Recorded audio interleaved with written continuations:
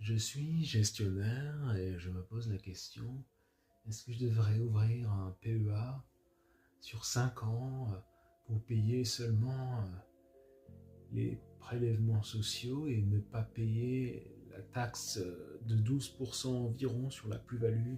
Je me pose la question aujourd'hui car tout est en haut, l'immobilier est en haut, la bourse est en haut, les prix de l'alimentation sont en haut, euh, le livret A et le livret d'épargne, le LDD.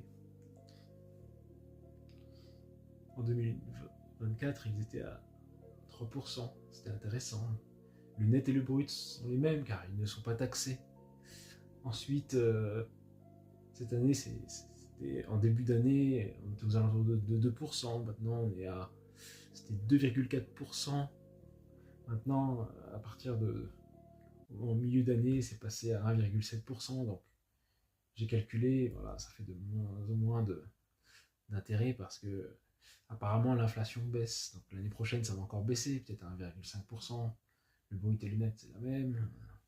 Et le PEA, aujourd'hui, on est en haut. Sur le MCI, le fonds d'Amundi World, ETF World, je me pose vraiment la question si c'est vraiment intéressant, parce qu'il y a 70% de boîtes intéressantes qui sont en Europe et 30% d'actions américaines.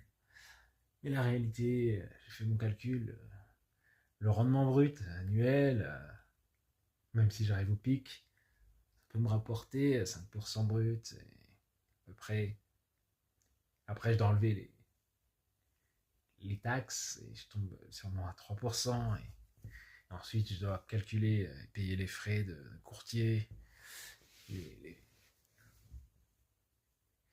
les frais de gestion également, frais de garde.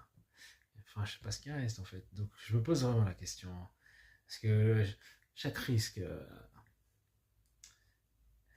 au niveau de l'investissement, quand même, doit être géré parce que je suis gestionnaire et j'ai envie de te dire, fais les bons choix.